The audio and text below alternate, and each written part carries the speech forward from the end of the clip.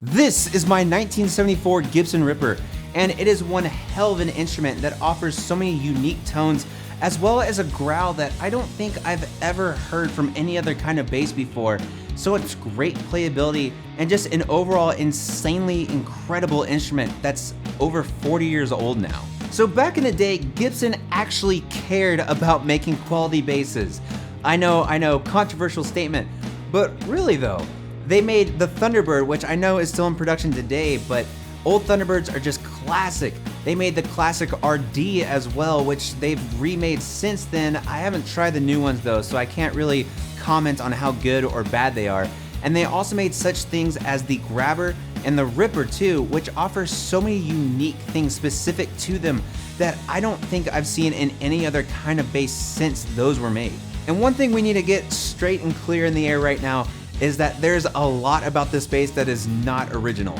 Now, I originally bought this on Reverb for $700, I believe, knowing that the electronics did not work, as well as the neck pickup definitely didn't work, but the bridge pickup did. There's little things about this bass where it looks like it was in a fire at some point, and it was in Florida, so I'm assuming that the humidity really got to it, especially if you look at this picture of the original electronics that were in it. It looks god-awful, but I knew there was something about this bass that I could really turn into something playable, into something that would just be incredibly awesome too. The original pieces that still remain on this bass are the tuners, which these particular ones at least, they still work properly, but they're really rough. The 3-point bridge, which I absolutely despise because 3-point bridges are the worst bridges, I believe personally, that have ever existed, and the bridge pickup too. But besides those and the body itself, I don't think really anything else is actually stock from the original 1974 bass. But I bought this bass knowing that it was going to be a project and that it really needed some tough TLC included. So I gave it over to my friend Nick Scout of Scout Guitars over in Orlando, and he's completely redid everything with it. Starting with the Emerson electronics, as well as a new Seymour Duncan neck pickup too. He completely rewired it and set it up from the ground up. Thanks to him, it was set up, playable, and not only that, but the electronics were completely new, and I was still able to get that great vintage original sound out of it too. But getting to the meat of this bass, the electronics are really what make this bass unique and completely different from so many other basses on the market.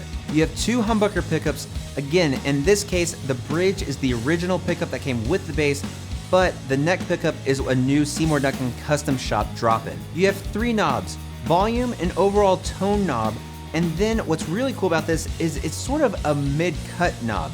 So in conjunction with the pickup selector and the mid knob, you're really able to select a lot of different sounds out of these two humbuckers. Then with the 4-way selector switch, you start with your pickups in series. Then you move on to your bridge pickup only, then your pickups in parallel, and finally, both of your pickups out of phase.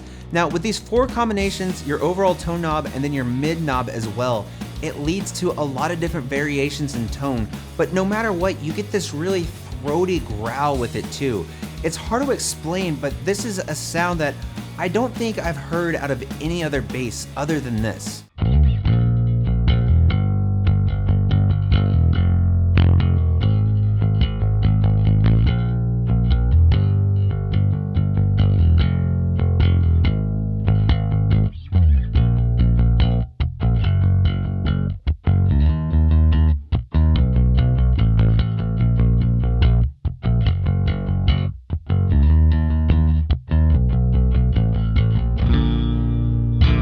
And not only are you able to get some really just meaty and gritty tones out of it, you're really able to dial it back and get some really nice, soft, and sweet clean tones with it.